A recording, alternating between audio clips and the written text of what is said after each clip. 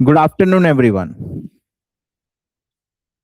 पिछले 2-2.5 महीनों से हम लोग चैप्टर 9 to 14 कर रहे हैं, राइट। एंड हम लोग accounting accounting accounting ratio analysis, banking, insurance, consolidation, right. तो काफी दिन से हम लोग अकाउंटिंग अकाउंटिंग के बारे में बात कर रहे हैं। मैंने आपको स्टार्टिंग में बताया था कि टॉपिक का नाम है business finance, right. So basically अपने फाइनेंस के बारे में बात करेंगे, बट फाइनेंस के बारे में बात करने से पहले हम लोगों को अकाउंटिंग का भी नॉलेज होना चाहिए। So this is what we were doing for the past so many days. We are trying to learn accounting framework, PL balance sheet analysis, right? क्योंकि काफी सारा फाइनेंशियल जो डिसीजंस होता है वो अकाउंटिंग के ऊपर में बेस्ड होता है। जैसे कि अपने को डिविडेंड देना है कि नहीं देना है। So this is one of the financing decision, but this is dependent upon the amount of profit we have earned, right? Whether we want to go for buyback or not. तो ये accounting से मालूम चलता है कि company ने बहुत ज्यादा प्रॉफिट्स कमाया है जिसका कोई ऑल्टरनेटिव यूज नहीं है, तो let us refund back the capital contributed by the equity share holder, right. तो सब्जेक्ट का नाम है बिजनेस फिनेंस। तो पहले बिजनेस की अकाउंटिंग समझनी पड़ेगी, profitability, balance sheet, net worth.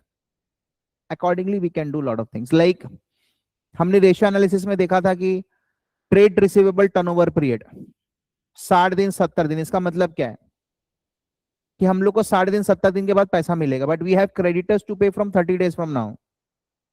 So how we can encounter this financial problem, basically liquidity problem, right. तो हम लोग क्या कर सकते हैं, अपने डेटर को बेच सकते हैं, राइट। फैक्टरिंग कर सकते हैं, गिरवी रख सकते हैं, प्लेजिंग, सामने वाले को अपने डिस्काउंट ऑफर दे सकते हैं, right. So there are so many financial problems जिसका answer goes through accounting, right. तो हमने अकाउंटिंग समझा था, राइट। अभी हम लोग फाइनेंशियल एस्पेक्ट साइड समझेंगे। So basically the topic which we will start today is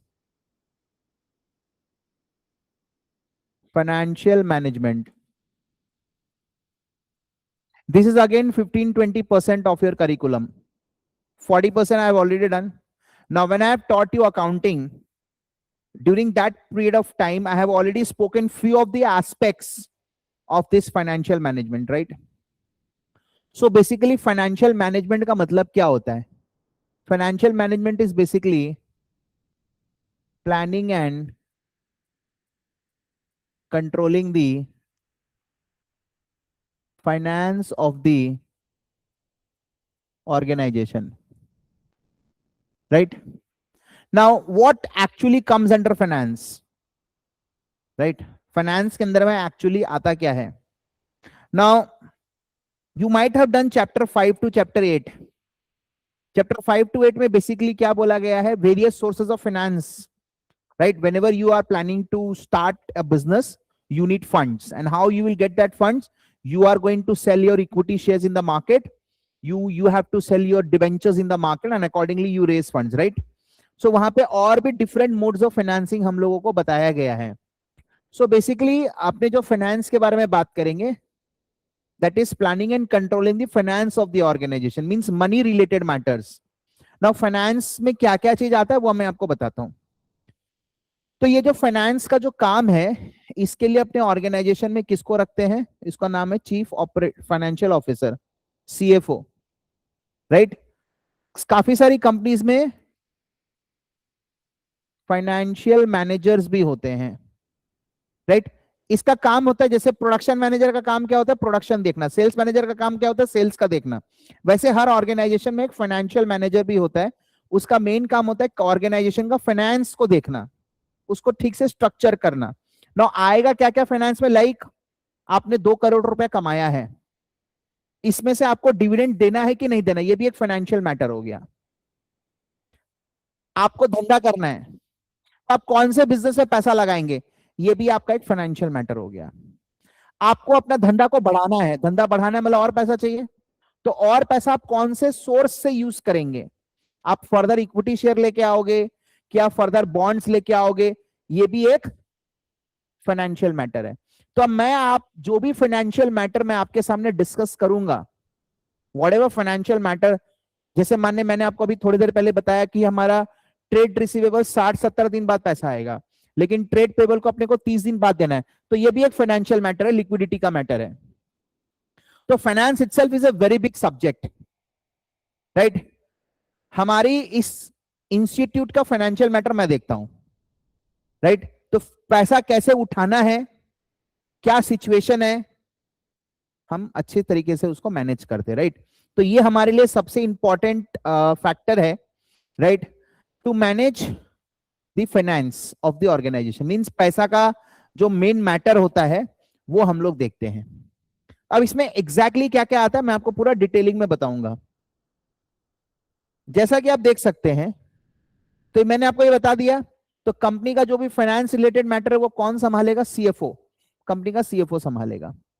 तो सीएफओ के पास में क्या क्या फाइनेंशियल मैटर्स उसको देखने हैं। सबसे पहला,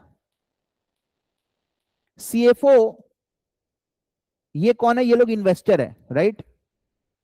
सीएफओ को इन्वेस्टर से पैसा लाना है, तो ये क्या करेगा, ये सेल करेगा फाइनेंशियल एसेट्स, जैसे कि शेयर्स बेचेगा, बॉन्ड्स बेचेगा। किसी भी कंपनी को अगर फाइनेंस उठाना है, पैसा चाहिए, तो उसको शेयर तो मिनिमम रखना ही पड़ेगा, क्योंकि एक कंपनी को रजिस्टर करने के लिए मिनिमम ओन कैपिटल होना ही चाहिए। आज मैंने companies an artificial judicial body, the promoters, the founders of the company has to put their own skin first, and that is a minimum paid up capital. आप ज्यादा भी डाल सकते हैं, बट इतना कम से कम तो आपको रखना ही है। तो मान लो the minimum paid up capital is 10 lakh rupees, और मेरा प्रोजेक्ट है 2 करोड़ का, तो आपको क्या लगता है, आप 10 लाख रुपए अगर अपना डालेंगे, which is the minimum paid up capital, बाकी आपको 1 करोड़ 90 लाख का आपको बाजार लोन दे देगा? बिल्कुल भी नहीं देगा, क्योंकि बाजार भी ये देखता है कि पटवारी जी कितना डाला है। पटवारी जी 1 करोड़ डाला है तो बाजार वाला भी 1 करोड़ दे देगा, या उल्टा पटवारी जी 1.5 करोड़ डाला है तो बाजार वाला 50 लाख दे देगा। पटवारी जी 20 लाख डाला है और बाजार से पटवारी जी 1 करोड़ 80 लाख मांग रहा है, ऐसा नहीं होगा कभी भी। तो ठीक है, लॉ में लिखा है कि minimum paid up capital is 10 lakh और 5 लाख, बट मार्केट का भी अपना एक सेंटिमेंट्स होता है। जैसे आपने पढ़ा होगा इंडियन, जब आप रेशियो एनालिसिस पढ़ते हैं, द स्टैंडर्ड डेप्ट इक्विटी रेशियो इज 2:1, मतलब जितना आपका ओन फंड है उसका दुगना आपको लोन मिल सकता है, राइट। और जैसे मैंने आपको रेशियो एनालिसिस करते वक्त भी बताया था, यूके में bye the second formula total capital employed का 40% ही डेप्ट हो सकता है। मतलब अगर आपको 2 करोड़ का प्रोजेक्ट है, 2 करोड़ आपका अगर कैपिटल एम्प्लॉयड आपको चाहिए, तो आप 80 लाख की डेप्ट ले सकते, बाकी 1 करोड़ 20 लाख आपको इक्विटी रखना पड़ेगा। तो कंपनी फॉर्मेशन में minimum paid up capital mentioned है, लेकिन जरूरी नहीं है उसके ऊपर आपको जितना भी लोन चाहिए वो मिल जाएगा, ऐसा नहीं होगा। हर आदमी का एक रिस्क बियरिंग कैपेसिटी होता है, जो लोन दे रहा है वो देखेगा कि आपने अपना कितना पैसा डाला है, अकॉर्डिंगली वो आपको लोन देगा, राइट। तो इंडिया की अगर मैं बात करूं, it is 66.67% total capital employed का डेप्ट हो सकता है। मतलब 100 करोड़ में 33 करोड़ अपना डालिए, 67 करोड़ आपको लोन मिल जाएगा। बट यूके में ऐसा नहीं है, 100 करोड़ आप अपना डालिए, टोटल कैपिटल अगर 100 करोड़ है तो उसमें आपको 40 करोड़ ही लोन मिलेगा, वेर एज इन इंडिया आपको 66 करोड़ आपको लोन में मिल जाएगा। जैसे डेप्ट इक्विटी रेशियो अगर इंडिया में 2:1, 2:1 मतलब 66.67% bye the second formula, right. ये यहाँ पे दो फॉर्मूला है, डेप्ट बाय इक्विटी इज 2:1, तो डेप्ट बाय टोटल कितना होगा, 2/3, which is 66.67%। This is first formula, ये सब मैंने आपको बताया है, and this is second formula. बात एक ही है। तो in UK by the second formula it is only 40%, means total का 40% डेप्ट हो सकता है, whereas in India total का 66.67% डेप्ट हो सकता है, राइट।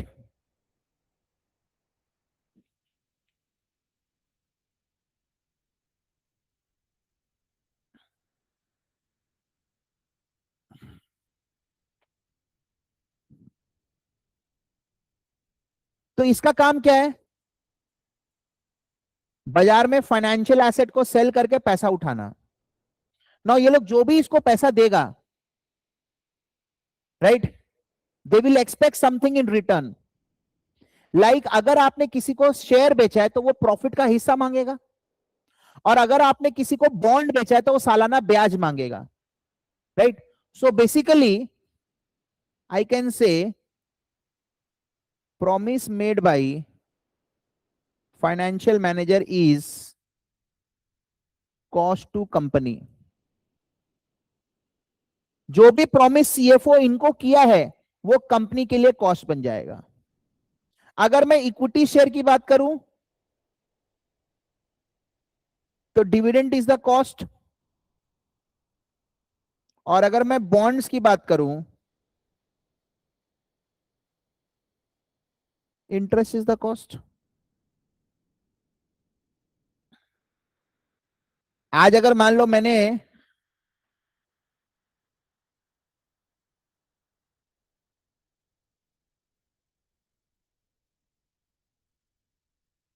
तुमको शेयर बेचा, तो तुम मेरे को पूछोगे ना कंपनी का प्रमोटर कौन है। अच्छा, जब भी मैं शेयर को फ्लोट करता हूं मार्केट में तो प्रमोटर मैक्सिमम शेयर अपने पास में रखता है। कोई भी कंपनी जब अपना शेयर बाजार में लाती है तो वो पूरा 100% नहीं लाती है, मैक्सिमम 70-80% अपने पास रखेगी, बाकी 20% मार्केट के लिए लाएगी। मैक्सिमम कंपनीज ऐसा होता है। ऐसा नहीं है कि हम कंपनी बनाया, हम इसका प्रमोटर है बट हम 90% लिक्विडेट कर दिया, ऐसा कोई नहीं करता है। एनीवे तो हमको पैसा चाहिए, राइट। हमने बाजार में शेयर बेचा है, तो जिसको भी हमने बेचा है RHP, रेड हियरिंग प्रोस्पेक्टस होता है, उसमें कंपनी का पूरा बायोडाटा रहता है। कंपनी क्या है, इसके प्रमोटर कौन है, कंपनी क्या चीज का काम करती है, उसका क्या टर्नओवर है, कंपनी पहले सोल प्रोप्राइटर थी, पार्टनरशिप थी, इस नाम से अभी कंपनी ने इस नाम से ट्रेड करना चालू किया, पूरा हिस्ट्री रहता है उसमें रेड हियरिंग प्रोस्पेक्टस में, राइट। तो ये जो रेड हियरिंग प्रोस्पेक्टस है इसको इन्होंने स्टडी किया है इन्वेस्टर ने, अकॉर्डिंगली इन्होंने पैसा लगाया है। नाउ बीच में एक बिचौलिया होता है हमेशा, जिसको अपने बोलते हैं अंडर राइटर। कौन है वो? अंडर राइटर, हाँ, स्टॉक ब्रोकर। और ये कोई छोटा मोटा ब्रोकर नहीं है जो तुम्हारा पड़ोसी जैसा। ये लोग बड़ा बड़ा आदमी लोग, इनके पास में बड़ा बड़ा आदमी लोग का एड्रेस है। पूंजीपति लोग को जानता है ये लोग। हर पूंजीपति हर आदमी से दोस्ती नहीं करता है, राइट। हम अपना फाइनेंशियल डेटा उसी के साथ शेयर करना चाहेंगे जो उसको महफूज रख सकेगा, राइट। आज हमारा यशस कैपिटल में भी बहुत बड़ा बड़ा क्लाइंट्स है, बट हम किसी को बताते नहीं है ये चीज। You never know, one Bollywood celebrity can also be our client. कि किसी जगह उन लोग को मालूम चल गया कि ऐसा पटवारी ने बोला है, गया काम से। उसको शो ऑफ बोलता है, धंधा बहुत सीक्रेटली किया जाता है। एनीवे तो ये लोग क्या करते हैं, इनको अपॉइंट करता है। इनका काम क्या रहता है, इनके पास में इन लोगों का पता है, ये लोग जा जाके इनको कन्विंस करेगा, पैसा लगवाएगा। मुद्दा वो नहीं है, बीच में ये लोग टोटल जो इशू साइज होता है ना, 500 करोड़ का इशू है, जैसे मान लो मेरा टोटल नेटवर्थ इज 40,000 करोड़ और मैं 20% लिक्विडेट कर रहा हूं, मतलब मैं 8,000 करोड़ का आईपीओ लेके आ जाना चाहता हूं। मेरा टोटल वैल्यूएशन 40,000 करोड़ है, 20% मैंने लिक्विडेट करना है, तो 8,000 करोड़ का मेरा इशू साइज है।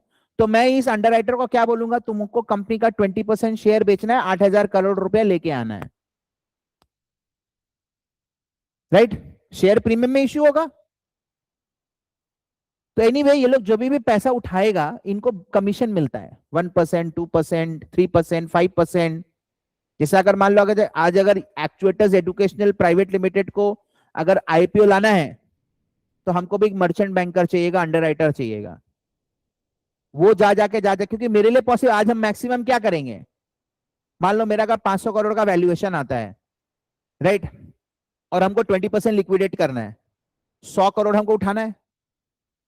मेरा अगर 5,000 भी स्टूडेंट बेस हुआ, सबको अगर लाख लाख रुपया भी लगा दिया तो क्या होगा 100 करोड़? सोच के देखो। जरूरी नहीं हर स्टूडेंट लोग लगाएगा 1 1 लाख रुपया। कोई बोलेगा सर 10,000 रुपया लगाते हैं 20 शेयर दे दीजिए। तो मेरे को बिचौलिया, क्योंकि जो स्टॉक एक्सचेंज का जो मेन बॉडी है SEBI, securities exchange board of India, उसके नियम के हिसाब से मेरे को सब कुछ करना है। कल को मान लो अगर मैंने आईपीओ लाया और मैं अगर सब्सक्रिप्शन नहीं उठा पाता हूं, कौन केस, मेरा सपना धरा का धरा रह जाएगा। हाँ वो तो आपको एक आप इशू का एक साइज होता है कि 10 दिन के लिए ओपन है आईपीओ, इनिशियल जो पब्लिक ऑफरिंग होता है। तो अंडरराइटर का काम क्या होता है?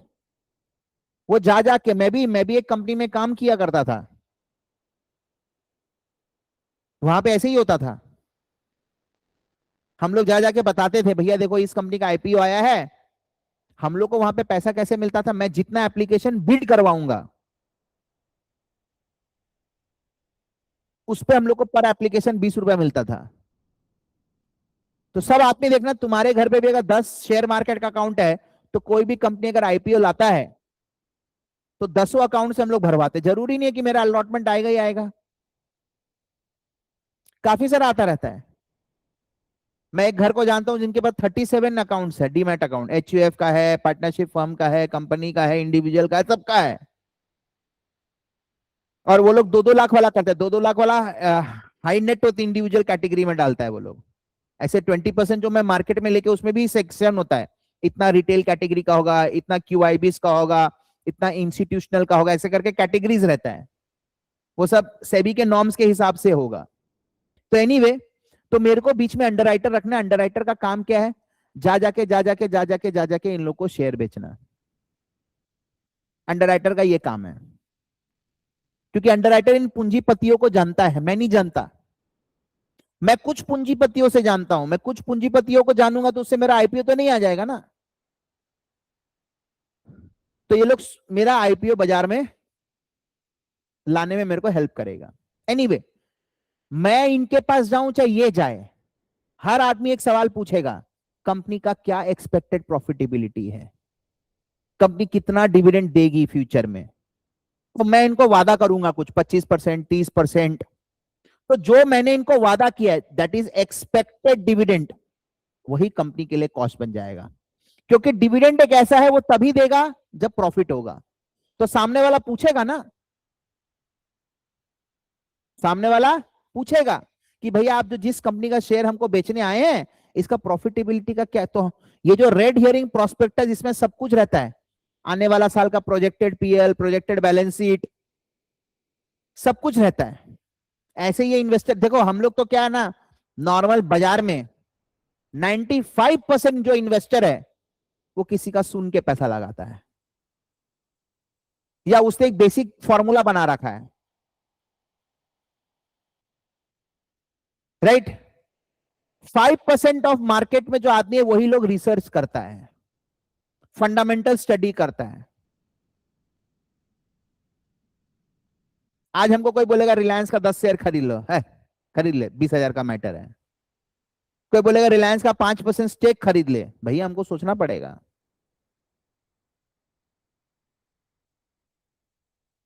तो जो बड़ा बड़ा जो अंडरराइटर लोग होता है, वो लोग के पास कंपनी जाती है, बड़ा बड़ा जो इन्वेस्टर लोग होते हैं उन लोग के पास कंपनी जाती है। आप शार्क टैंक ही देख लो, वहां पे सब कोई पिचिंग के लिए आता है, बताता है आपका टॉप लाइन क्या, आपका बॉटम लाइन क्या है। टॉप लाइन मतलब रेवेन्यू हो गया, बॉटम लाइन मतलब नेट प्रॉफिट हो गया, क्या आपका एक्सपेक्टेशन अभी इस क्वार्टर तक आपने कितना कर लिया, सब कुछ पूछता है। अच्छा, कुछ कुछ केस में ये भी पूछता है, जैसे कि कंपनी का जो प्रॉफिट है, जैसे मेरा प्राइवेट लिमिटेड कंपनी है, तो प्राइवेट लिमिटेड कंपनी में क्या होता है कि मान लो मैंने अगर 2 करोड़ कमाया और मैंने 1 करोड़ 80 लाख डायरेक्टर सैलरी दिखा दिया, 90% मैंने डायरेक्टर सैलरी दिखा दिया, तो कंपनी में बचा कितना? ओनली 10%। तो उसका शेयर होल्डर को तो कम मिलेगा ना, सब तो डायरेक्टर ही खा जा रहा है। तो लोग पूछता है कि आप लोग कितना विड्रॉ करते हैं, तो उसमें एक दो पिच में ऐसा दिखाया हुआ भी है। वो जो इन्वेस्टर लोग रहता है वो लोग मना कर देते हैं क्योंकि कंपनी का 90% profit is withdrawn as salary, company में लोग कुछ रखता ही नहीं है। देखना वो लोग हर पिच में पूछता है कि आप लोग कितना विड्रॉ करते हैं। तो काफी सारा फैक्टर्स होता है, राइट। एनीवे, हमारा काम अभी उस एंगल में जाने का नहीं है, बट थोड़ा सा मैंने आपको सिनॉप्सिस दिया है, राइट। तो कहने का मतलब है कि ये बंदा इन लोगों को शेयर बेच रहा है, ये लोग पैसा दे रहा है, ये लोग जो पैसा दे रहा है ये लोग का कुछ उम्मीद है। अगर मैं यहां पे खड़ा होके, मैं भले ही 1 घंटा पढ़ाऊं, मैं 1 घंटा 15 मिनट पढ़ाऊं, मैं 1.5 घंटा पढ़ाऊं, चाहे मैं 40 मिनट ही क्यों ना पढ़ाऊं, अगर एक बच्चा इस भरी सभा में ऐसा बोल दे कि पटवारी यहां खड़ा होके बकवास किया हो,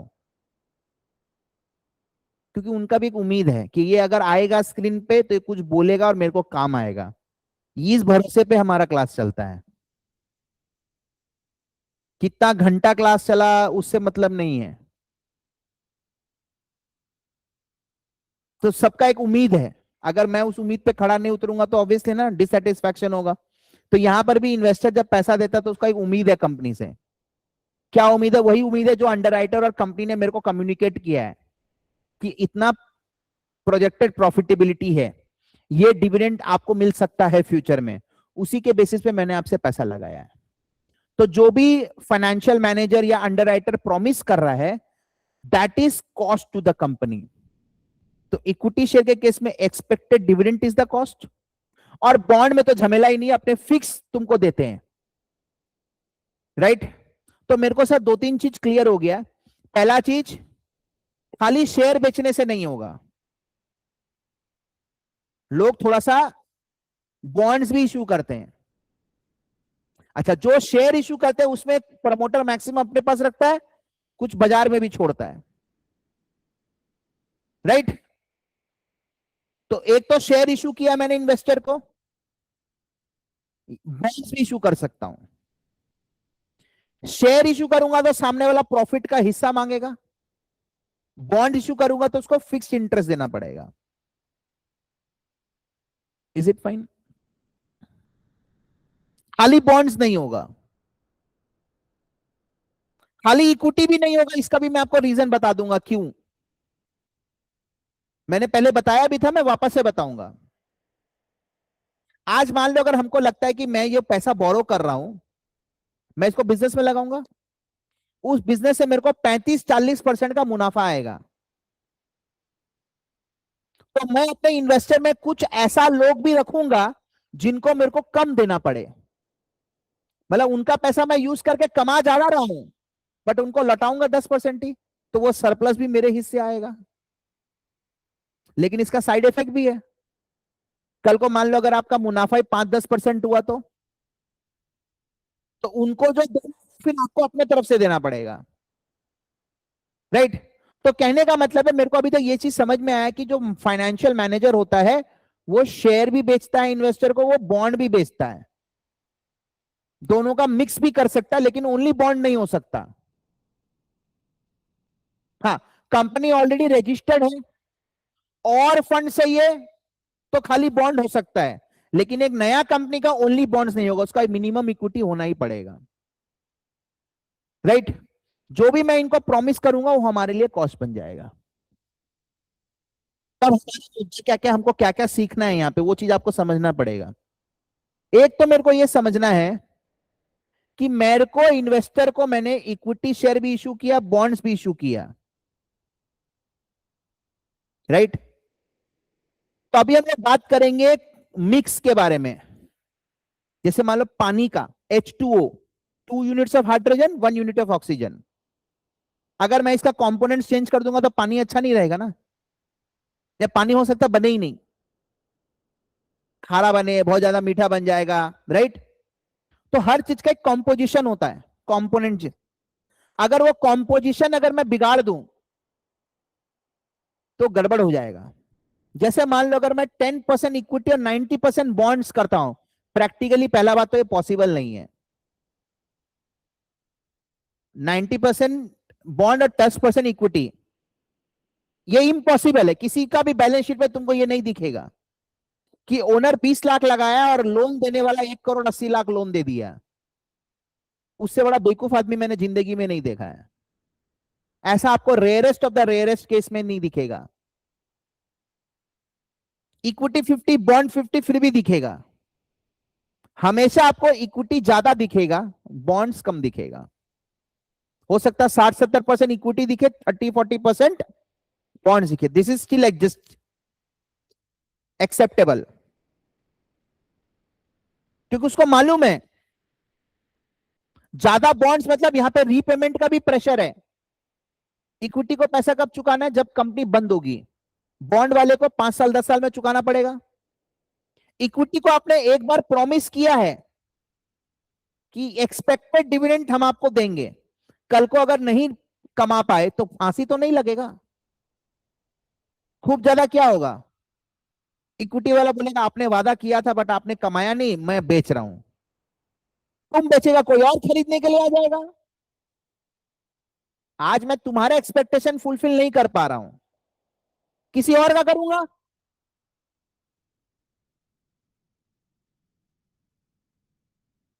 मैं अगर तुम्हारा नहीं फुलफिल कर किसी और का करूंगा। हाँ, अगर मैं किसी और किसी का भी नहीं कर पाए तो मैं खड़ा होने के लायक ही नहीं हूं। तो मेरे को धंधा छोड़ देना चाहिए।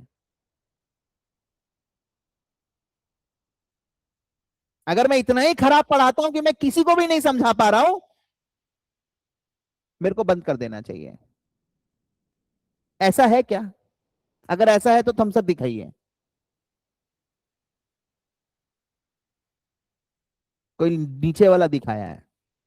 ऐसा नहीं है। उल्टा वाला भी आता है इसमें।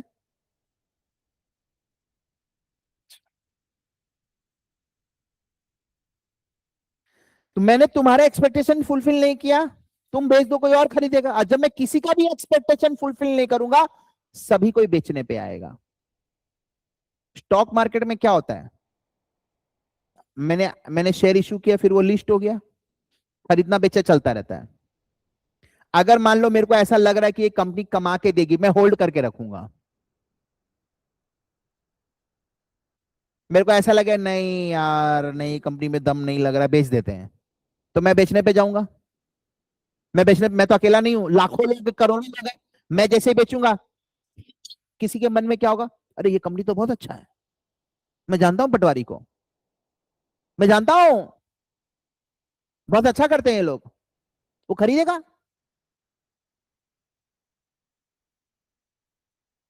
हो सकता है भैया, मैं कम्युनिकेटर हूं। वो हुआ um I am a communicator of information. ऐसा हो सकता है कि मैं जो समझा रहा हूं, मैं जिस तरीके से समझा रहा हूं, 100 में से 10 लोगों को नहीं समझ में आए।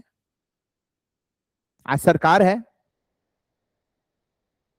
जो भी प्रेजेंट सरकार है, वो सरकार में क्यों है अभी? क्योंकि वो मेजॉरिटी को लुभाता है। हालांकि वो ऑपोजिशन भी है, बट वो सत्ता में क्यों है? क्योंकि पॉपुलेशन का मेजर उसका चाहने वाला है। ऐसा ये नहीं है कि मैं कभी ये नहीं बोलता कि मैं जो पढ़ाता हूं वो सबको समझ में आता है, बट आउट ऑफ 10, 6 7 8 को समझ में आता है, 2 3 को नहीं समझ में आता है। I am surviving. लेकिन आउट ऑफ 10 अगर 10 को नहीं समझ में आएगा, कितना दिन चला पाएगा? तो 20 साल से ये आदमी नहीं खड़ा होता तब यहाँ पे। 20 साल होने आ गए, ये आदमी यहां खड़ा है, इसका मतलब 10 में से 6 को समझ में आया है आज तक। अगर 10 में से 50% से ज्यादा को अगर नहीं समझ में आता, तो ये आदमी 20 साल से ये चीज नहीं कर रहा होता। Right from 2008 up to 2026, almost towards the end, close to 2 decades। जितना तो तुम लोग का उम्र भी नहीं है बहुत लोगों का। I getting my point? तो वही है। तो मार्केट में भी वैसा ही होता है। तुम्हारा एक्सपेक्टेशन मैं फुलफिल करूंगा, तुम खरीदेगा। तुमको लगता है कि मैं फ्यूचरिस्टिक है तो तुम खरीदेगा, नहीं है तो नहीं खरीदेगा। तो मार्केट में डेली बेसिस पे लेवा बेची लेवा बेची लेवा बेची लेवा बेची चलता रहता है। तुम बेचा, खरीदने वाला फटाक से हाथ बढ़ा दिया, तुम बेचा, खरीदने वाला कोई नहीं है. You are asking for something, there is no one to bid. It will fall fall fall. जब बाजार में तुम्हारा सामान खरीदने के लिए कोई नहीं हो, तुम्हारा शेयर प्राइस गिर जाएगा और तुम्हारा कंपनी बंद. This is how it works. Market reacts to sentiments, right. तो एक तो हमने मिक्स के बारे में बात करेंगे कि क्या होना चाहिए. एक अपने कॉस्ट के बारे में भी बात करेंगे. We will also talk about cost.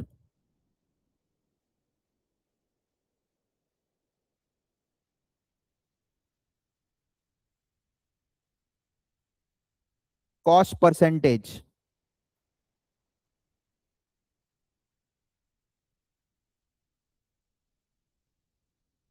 मैंने जो उसको वादा किया है वो उसके लिए यील्ड है, तुम्हारे लिए कॉस्ट है, राइट. तो अपने यहां पे ये वाला जो सेगमेंट है इसमें काफी सारा चीज के बारे में बात करेंगे. क्या क्या सोर्सेज यूज करना है,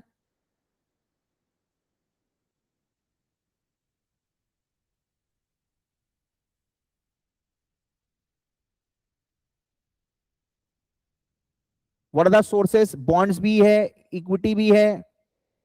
फ्रेश कंपनी होगा तो इक्विटी होना ही पड़ेगा, लेकिन अगर एक्सपेंशन है तो ऑलरेडी इक्विटी है. और पैसा चाहिए तो बॉन्ड्स भी यूज कर सकते हो, उस समय इक्विटी भी यूज कर सकते हैं. कितना कितना, अगर ब्लेंड है कॉस्ट. तो सोर्सेस, मिक्स, कॉस्ट, ये जो पार्ट है इसको अपने बोलते हैं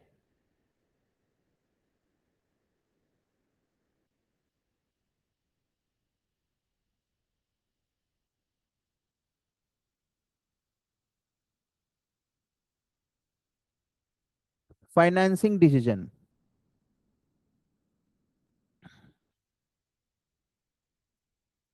ये जो पार्ट है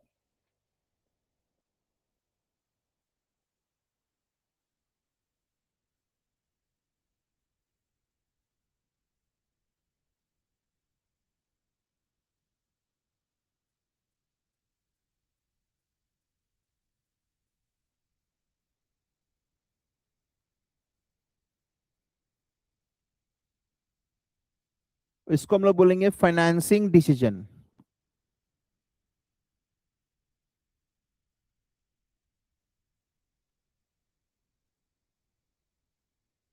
तो फाइनेंशियल मैनेजर का सबसे पहला काम क्या होता है?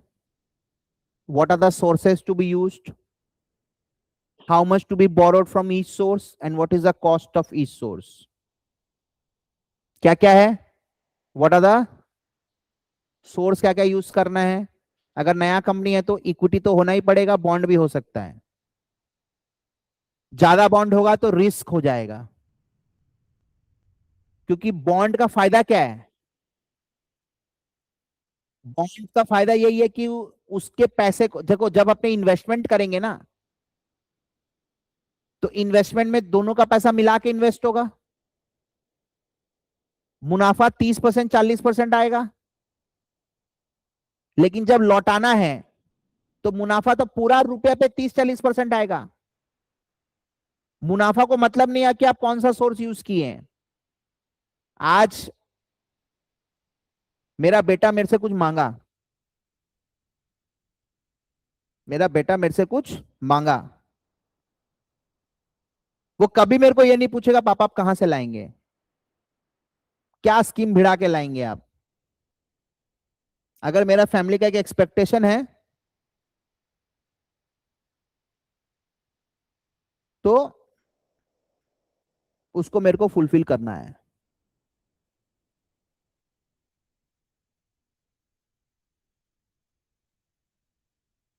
वो कभी नहीं पूछेगा कि आपने कहां से लाया, किसको बेवकूफ बनाया, कितना मेहनत किया, उसको मतलब ही नहीं है. सेम, जब मैं ये पैसा धंधा में लगाऊंगा जब मैं ये पैसा बिजनेस में इन्वेस्ट करूंगा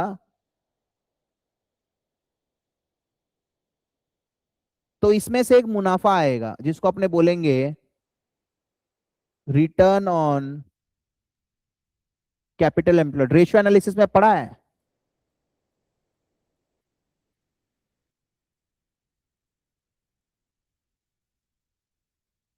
ये जो मुनाफा आएगा ये इस कॉस्ट से ज्यादा होना चाहिए। ये मुनाफा should be more than cost of capital, cost of various sources of finance. तो जब मैं बिजनेस में पैसा लगा रहा हूं तो इसमें इक्विटी का पैसा भी लगा, बॉन्ड का भी पैसा लगा हुआ है या ना? इसमें इक्विटी का पैसा भी लगा हुआ है, इसमें बॉन्ड का भी पैसा लगा हुआ है। तो क्या इन्वेस्टमेंट मेरे को पूछेगा कि इसमें से इक्विटी कौन सा है, बॉन्ड कौन सा है? हाँ, नहीं पूछेगा। उसको पैसा से मतलब है, वो पैसा पे पैसा बना के देगा। मैला है, गंदा है, फटा हुआ है, वो सब नहीं चलता है। पैसा है पैसा बस। राइट। तो जब मेरे को मुनाफा आएगा 30%, 40% का मुनाफा आ रहा है, इसमें से जो डिवेंचर वाला पैसा है उसको तो मेरे को 10% ही देना है। हर एक रुपया पे मैंने ज्यादा कमाया। मैं return on capital employed on every रूपी invested is 40%। When I return, क्या मैं बॉन्ड होल्डर को 40% रिटर्न करूंगा? उसका पैसा पे कमाया, इक्विटी का पैसा पे कितना कमाया? 40। बॉन्ड का पैसा पे कितना कमाया? 40। लेकिन बॉन्ड वाले को रिटर्न तो 10 ही करूंगा। ब्याज तो 10% है ना, इंटरेस्ट रेट फिक्स होता है। तो बॉन्ड वाले को मैंने वहां 10% का किया था तो उसको मूल्य लौटाऊंगा 10 ही। तो पैसा पे जो एक्स्ट्रा कमाया है वो इक्विटी को मिल रहा है। अच्छा, इक्विटी वाला क्या देखेगा? यार जब वो लोग पैसा मांगा था ना 25% बोला था, लेकिन वो लोग तो 40% कमाया है। 40% नहीं, ज्यादा, क्योंकि बॉन्ड वाले का सरप्लस भी तो मेरा पैसा पे मुनाफा 50% पार नहीं।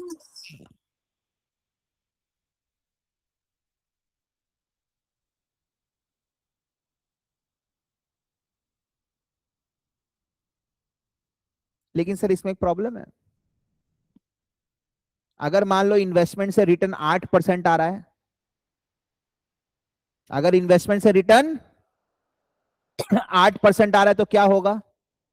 बॉन्ड वाले को तो 10 देना है, तो उसका जो 2% शॉर्ट हो रहा है वो इक्विटी वाला का निकाल के देंगे। तो अब यहाँ पे इक्विटी वाले को तो जो प्रॉमिस किया था वो तो मिल ही नहीं रहा है, प्लस जो कमाया वो भी कम हो गया। तो bond has a mixed feeling. Up things are going better, everything is fine. जब हमने लोन लिया उस दिन से हमारा सब चीज अच्छा अच्छा अच्छा अच्छा अच्छा अच्छा हो रहा है। आज के दिन पे अगर कमाई बंद हो जाएगी ना, 2 दिन लगेगा रास्ते में आने में, ईएमआई का बर्डन नहीं दे पाएंगे। 7 से 8 लाख रुपए का महीने का ईएमआई है। ये तो अच्छा अच्छा अच्छा अच्छा हो रहा है बोल के 5-6 साल से चल रहा है। खराब खराब खराब खराब होने लगेगा तो हो गया, खत्म, कहानी फिनिश।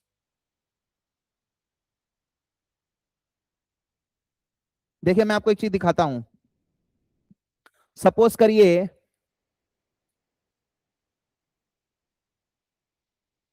कैपिटल एम्प्लॉयड 10 लाख है,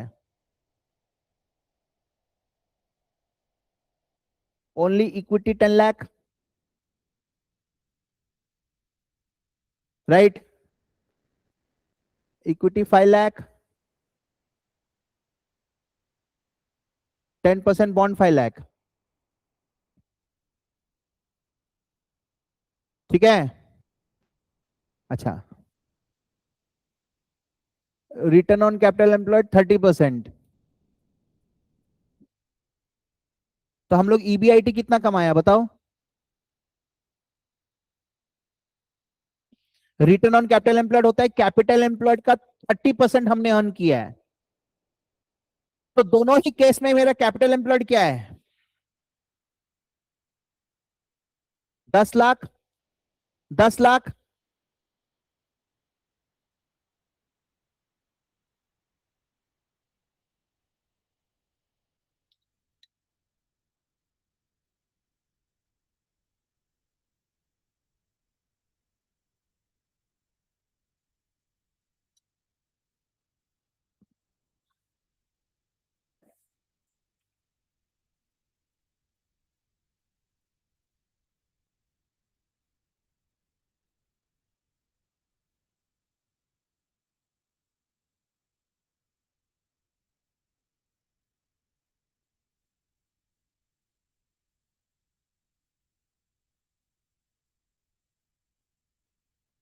रिटर्न ऑन कैपिटल एम्प्लॉयड का फॉर्मूला क्या है? तुम लोग रेशियो एनालिसिस में पढ़ा है। EBIT by capital employed into 100। तो ये 30% है, ये 10 लाख है। तो EBIT आ गया 3 लाख। 3 लाख। इंटरेस्ट इसमें कुछ नहीं है। 5 लाख का 10%। देखो हर एक रुपये पे मैं 30% कमाया हूं। इस पे भी 30% कमाया, इस पे भी 30% कमाया, लेकिन इनको दे रहा हूं खाली 10% है।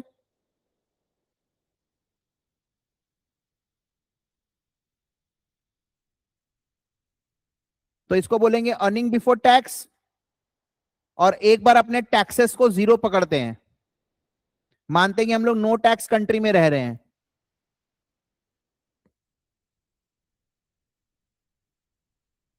तो मेरा नेट प्रॉफिट आ गया 3 लाख। 2.5 लाख।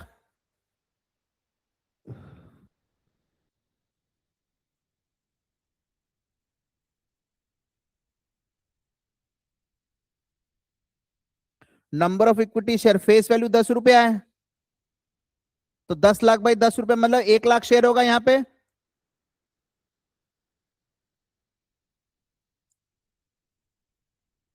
यहाँ पे 50,000 शेयर होगा।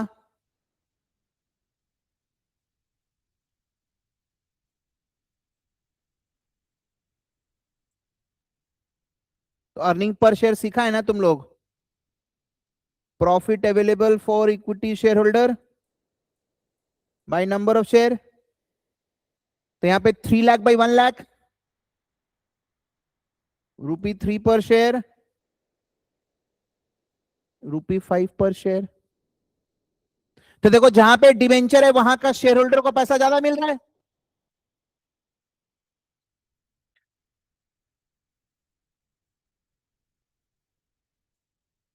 जहां पे बॉन्ड है वहां पे शेयर होल्डर को पैसा ज्यादा मिल रहा है ना। इसका दो कारण है। पहला बात, पहला बात क्या? पहला बात यह है कि हम जो कमा रहे हैं वो ब्याज से ज्यादा है, तभी ना सरप्लस आएगा। तुमसे 10% में बोरो करके कमा 40%, 30% रहा हूं, लेकिन तुमको तो 10 ही देना है। तो डिफरेंस तो मेरा कमाई हो गया। एक तो वो कैपिटल एम्प्लॉयड में बॉन्ड को यूज करने से देखो नंबर ऑफ शेयर्स भी कम हो गया।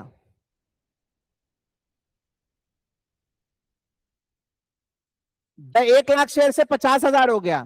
तो अब सरप्लस भी ज्यादा आ रहा है और लोग भी कम हो गए। समझ रहा है ना? सरप्लस भी ज्यादा है, लोग भी कम हो गए, इसलिए अर्निंग पर शेयर बढ़ रहा है। तो इसका दो कारण है। एक तो due to use of bond in capital employed.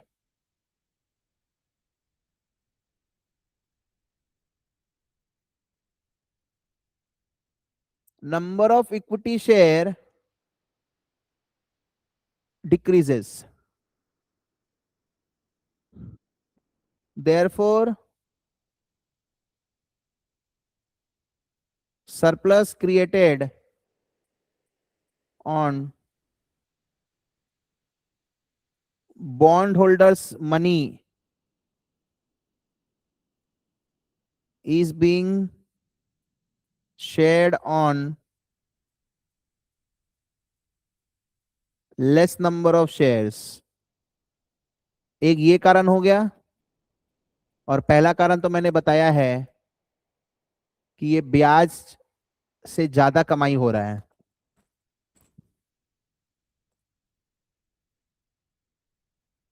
Interest rate से ज्यादा कमाई हो रहा है।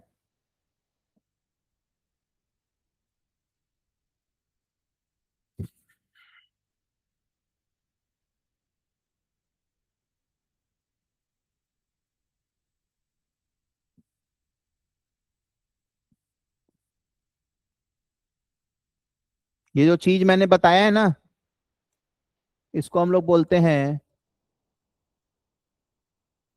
Trading on equity. अच्छा, इसको हम लोग बोलते हैं अनलीवर्ड फर्म। इसको बोलते हैं लीवर्ड फर्म। अनलीवर्ड मतलब जिसमें बॉन्ड्स नहीं होता है, और लीवर्ड मतलब जिसमें बॉन्ड होता है कैपिटल एम्प्लॉयड में। तो बॉन्ड होना कैपिटल एम्प्लॉयड में अच्छी बात है। देखो, दोनों सेम कंपनी है, दोनों का number of workforce, number of employ, product, selling price, cost of product सब कुछ सेम है, खाली इनका मोड ऑफ फाइनेंसिंग अलग अलग है। ये प्योरली इक्विटी फिनेंस्ड कंपनी है, ये बॉन्ड प्लस इक्विटी है, तो ये अपना शेयर होल्डर को ज्यादा मुनाफा दे रही है। तो तुम अगर शेयर होल्डर हो तो तुम कौन सी कंपनी में पैसा लगाना पसंद करोगे? जो प्योरली इक्विटी है कि जिसमें बॉन्ड और इक्विटी मिला के है? मिला के, क्योंकि उसमें तुमको अर्निंग पर शेयर ज्यादा आएगा। लेकिन इसका एक साइड इफेक्ट भी है, मैं तुमको दिखाता हूं। हो गया। सेम चीज करूंगा, आरओसीई को 8% लूंगा, तो ओनली इक्विटी और इक्विटी प्लस डेप्ट, तो ईबीआईटी आएगा 80,000। इंटरेस्ट यहां है नहीं, 50,000। ईबीटी आ गया 80,000, 30,000। एक बार अपने अज्यूम करते हैं टैक्सेस नहीं है,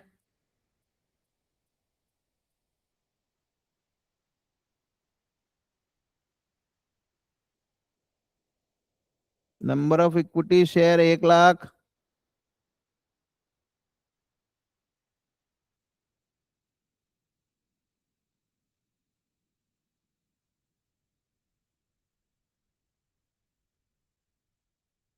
देखो मेरा अर्निंग पर शेयर 80 पैसा से 60 पैसा हो गया। क्यों? क्योंकि इनको 10% देना है। सभी का रुपया पे मैंने 8% कमाया है, लेकिन बॉन्ड वाले को 10% देना है। इसको तो देना ही पड़ेगा, इसको ये नहीं बोल सकता भैया 8 ही कमाया हूं तो 8 ले लो। बोला जब ऊपर जाता है तो देते हो क्या सरप्लस? तो बोला इक्विटी वाला का निकाल के मेरे को दो। तो इसीलिए बोलता है use of bond is a mixed blessings. Bond का यूज करना एक तरीके का मिक्स्ड ब्लेसिंग्स है।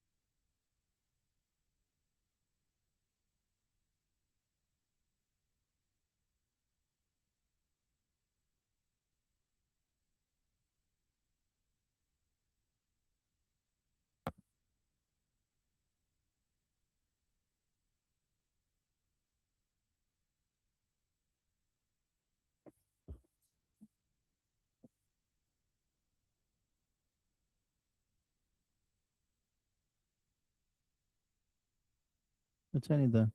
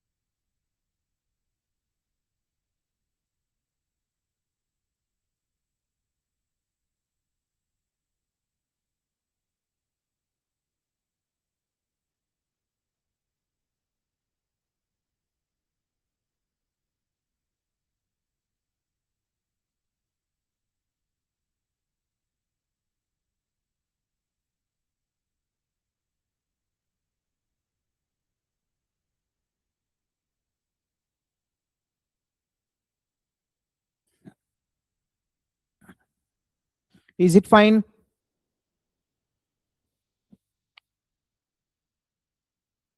तो डिवेंचर एक टाइप का मिक्स ब्लेसिंग्स है। तो अभी अपने को क्या करना है कि इसलिए लोग क्या करते हैं ना, बहुत ज्यादा डेप्थ नहीं लेते हैं। अभी मैं आपको बताऊं, जैसे मान लो लोग क्या करेंगे, 50-50 है ना, लोग इसको और बढ़ाने का कोशिश करेंगे, 20-80।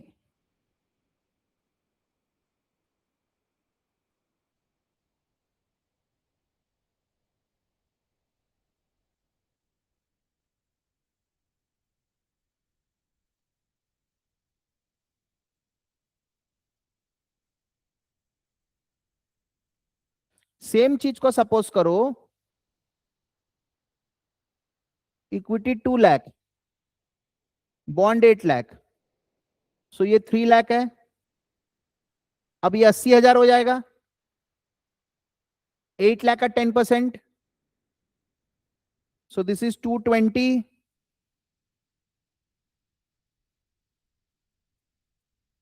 Now the number of share will be only 20,000 shares because equity is only 2 lakh. So it is coming to 11 per share.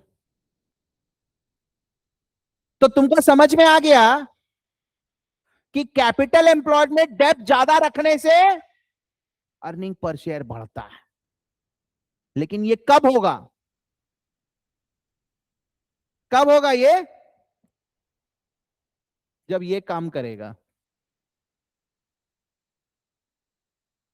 अगर ये काम नहीं किया, मुंह का बल गिरेगा।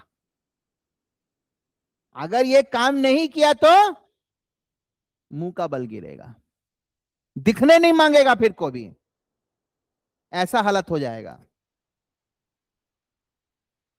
तो सर कहना क्या चाहते हो? कहना यही चाहता हूं कि कितना डेप्थ और कितना इक्विटी, ये भी एक समझने वाला बात है। मेरा मन चलेगा डिवेंचर ज्यादा ले ले, लेकिन ज्यादा डिवेंचर नहीं चलेगा। अच्छा है, बैक खराब साइड भी देखा ना। तो कितना आप सहन शक्ति कर सकते, एक सर्टेन लिमिट तक ही आप करेंगे। एक सर्टेन लिमिट तक ही होगा ना चीज, बियॉन्ड लिमिट कैसे करोगे आप? राइट। चलिए, तो सर सोर्सेस क्या क्या होगा? मिक्स और कॉस्ट। कॉस्ट के बारे में भी अपन बात करेंगे, this also we will talk.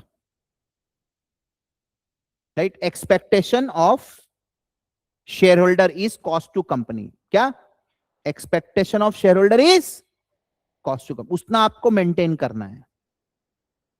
और अब कहीं पर भी पैसा लगाइए, आपको याद रखना है आपका मुनाफा कॉस्ट से ज्यादा होना चाहिए। आपका मुनाफा कॉस्ट से ज्यादा होना चाहिए। अगर आपका मुनाफा कॉस्ट से ज्यादा नहीं है तो प्रॉब्लम हो जाएगा। आपका मुनाफा कॉस्ट से ज्यादा होना चाहिए, राइट। चलिए, तो जब भी मैं इन्वेस्टमेंट करूंगा, इसको अपने बोलते हैं इन्वेस्टमेंट डिसीजन। क्या बोलेंगे इसको अपने? Investment decision. तो हम लोग को काफी सारा प्रोजेक्ट्स मिलेगा, ऑप्शंस मिलेगा। अच्छा, तो हम लोग को फूक फूक के पैसा लगाना है। तो जहां पैसा लगाऊंगा वहां मेरा मोटिव क्या होना चाहिए? Maximum return, minimum risk. ये हमेशा याद रखना। जहां पे रिटर्न मैक्सिमम हो और रिस्क मिनिमम हो, उसी प्रोजेक्ट में पैसा लगाना है।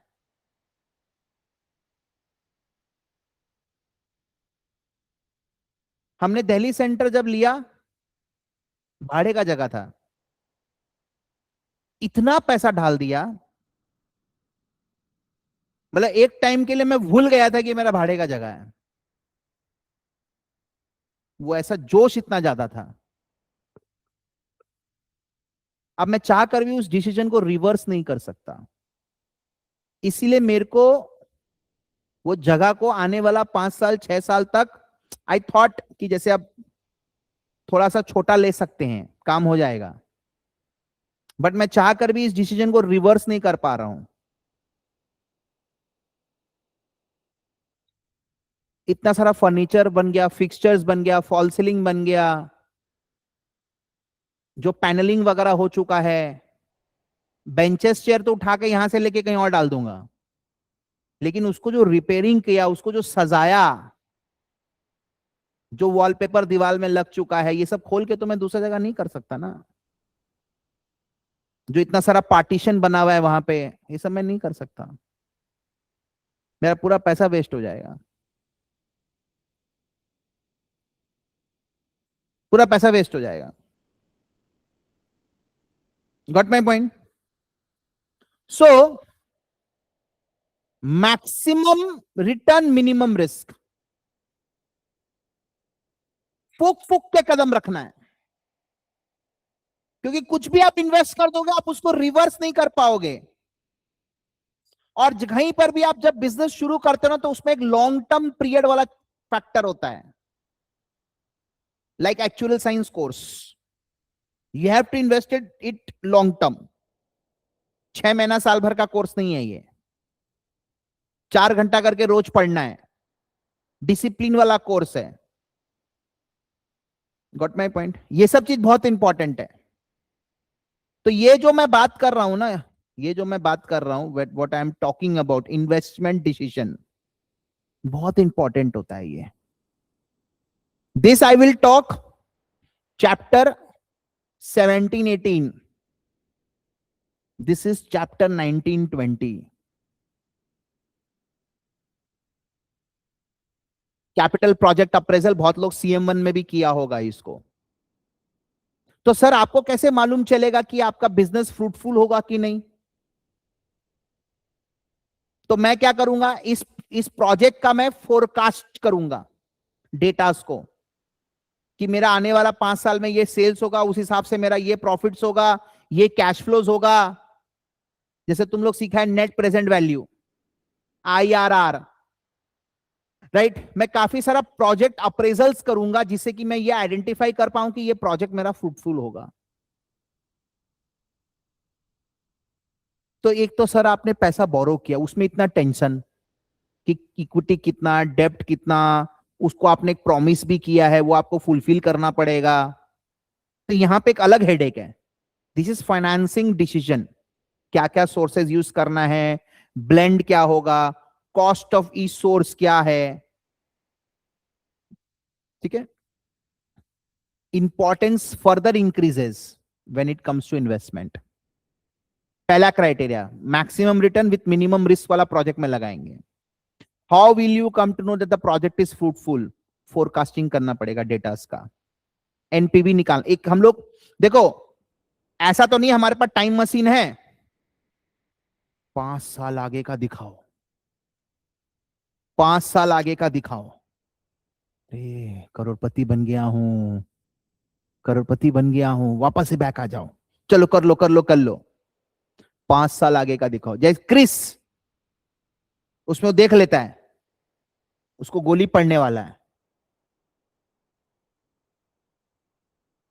उसको दिख जाता है ना कि उसको गोली पड़ने वाला है, तो क्या करता है, पूरा लैब को तोड़ देता है। क्योंकि इतना साल से वो लोग उसको जिंदा इसलिए रख के रखा था क्योंकि उसको फॉर्मूला चाहिए था वो। अब जब वो फॉर्मूला बन चुका था तो उसको मार देता, उसको टाइम मशीन में घुमा के देख चुका था वो, वापस बैक आके सब कुछ तोड़ ताड़ दिया। तो धंधा वैसे नहीं होता है, राइट। अगर टाइम मशीन होता, घुमा के देख लेता, ए थोड़ा देर आगे ना खतरा है, मेरे को मालूम चल जाएगा, फिर मैं उस रास्ते जाएगा ही नहीं। समझिए, ऐसा नहीं है हमारे पास। हम लोग प्रेडिक्ट कर सकते हैं, सोच सकते हैं, एनालाइज कर सकते हैं, मार्केट स्टडी करना पड़ेगा, डिमांड इकट्ठा करना पड़ेगा, बहुत सारा चीज करना पड़ेगा। फोरकास्टिंग इतना आसान नहीं है। डेटा आ जाएगा, फिर एक इनिशियल अप्रेजल करूंगा, प्रोजेक्ट अप्रेजल बोलते हैं उसको, इवेल्युएट करूंगा कि what ever I am putting in, मेरा सफिशिएंट रिटर्न्स आ रहा है कि नहीं, फ्यूचर में कितना साल में मेरा पैसा वापस आ रहा है, दैट इज पे बैक पीरियड। उसमें फिर मैं टाइम वैल्यू ऑफ मनी को भी लगाऊंगा, डिस्काउंटिंग फैक्टर। सो काफी सारा मेथड्स है। सेंसिटिविटी एनालिसिस भी होता है कि कल को अगर वेरिएबल कॉस्ट 10% से बढ़ जाएगा तो मेरा प्रॉफिटेबिलिटी पे, मेरा एनपीवी पे क्या फर्क पड़ेगा। सिनेरियो एनालिसिस भी होता है कि वर्स्ट टू वर्स्ट केस में ये डिमांड है, बेस्ट पॉसिबल केस में ये डिमांड है, इसकी प्रोबेबिलिटी 80% है, उसकी प्रोबेबिलिटी 20% है। पहले दो रास्ता का एनपीवी आएगा, फिर दोनों का प्रोबेबिलिटी मल्टीप्लाई करके एक्सपेक्टेड एनपीवी आ जाएगा। तो ये सब आप लोग चैप्टर 19-20 में सीखेंगे। काफी सारा चीज आपने सीएम में सीख रखा है। इन्वेस्टमेंट डिसीजन, तो सबसे पहला क्राइटेरिया क्या है, maximum return with minimum risk. You need to do forecasting, analyse data, check NPV, IRR, payback period, sensitivity analysis, scenario analysis, simulations भी है, बहुत सारा एनालिसिस है। वो सब करने के बाद ओके फाइन। अच्छा, जो भी आप फोरकास्टिंग करेंगे दैट इज अनसर्टेन डेटा, तो एक सर्टेनिटी इक्विवेलेंट रेशियो होता है, आप उस फैक्टर को मल्टीप्लाई करने से आपका जो अनसर्टेन कैश फ्लो वो सर्टेन कैश फ्लो में कन्वर्ट हो जाता है। तो डिस्काउंट रेट भी आपको फिर वैसा ही लेना पड़ेगा। काफी सारा चीज है,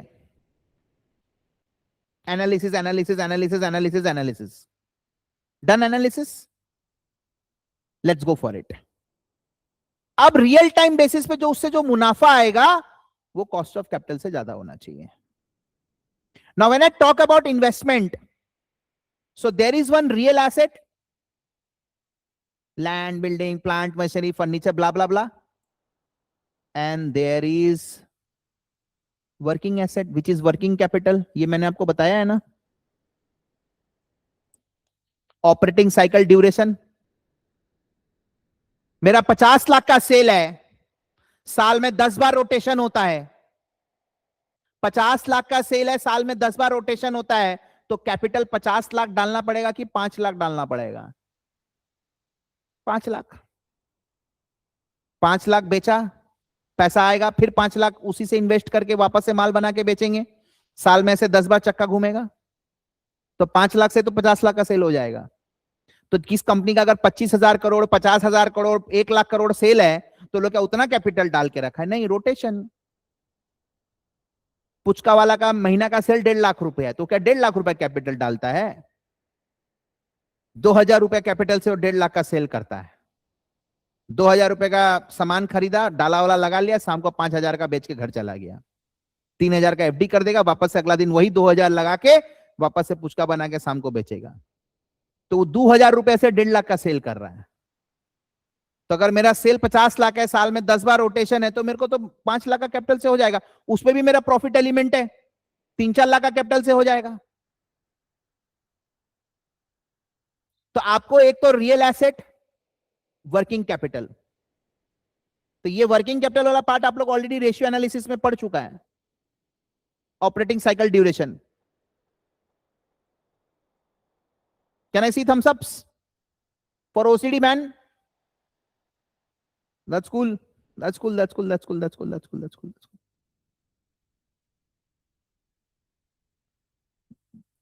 समझ गया?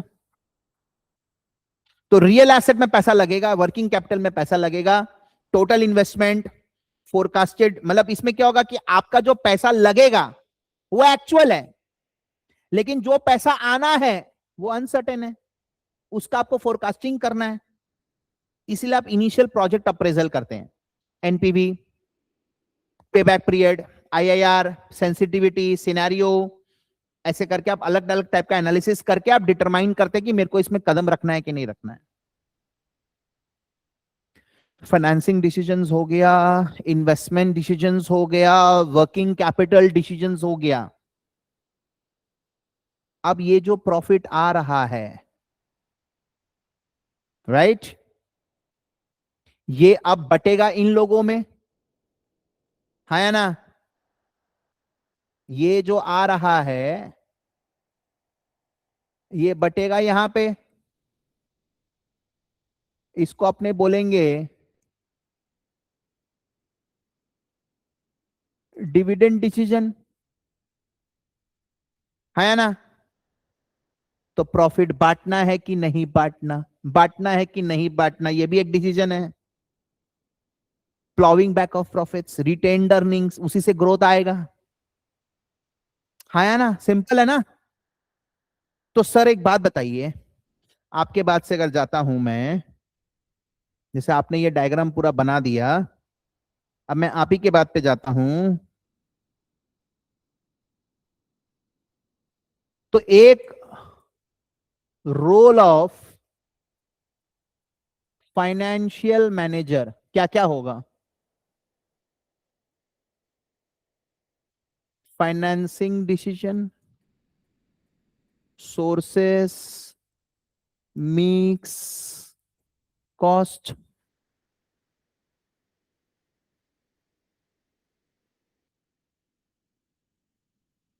Investment decision, NPV, IRR, payback, etcetera.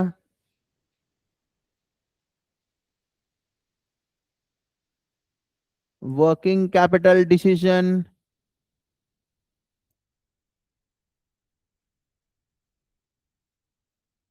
Dividend decision, ये मेजर रोल्स हैं।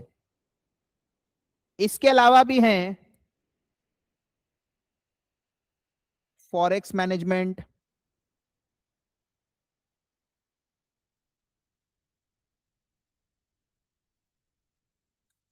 पोर्टफोलियो मैनेजमेंट, मतलब इस जितना भी फाइनेंस रिलेटेड मैटर है सब ये लोग देखेगा। जितना भी फाइनेंस रिलेटेड मैटर है सब ये लोग देखेगा।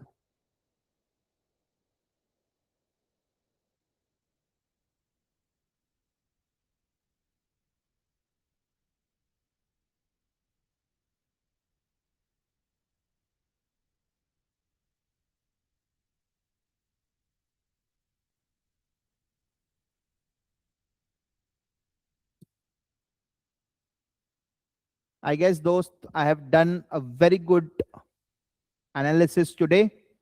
Next class हम लोग start कर देंगे. So next class we will talk about cost first and then about mix.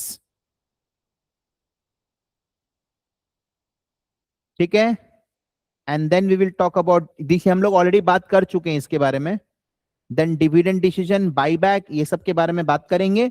And then we will move into the investment decisions. We have almost reached towards the end. अब ज्यादा time नहीं लगेगा, around 8-9 classes में हम लोग इसी month में wrap up कर देंगे. ठीक है? Thank you so much. See you next class.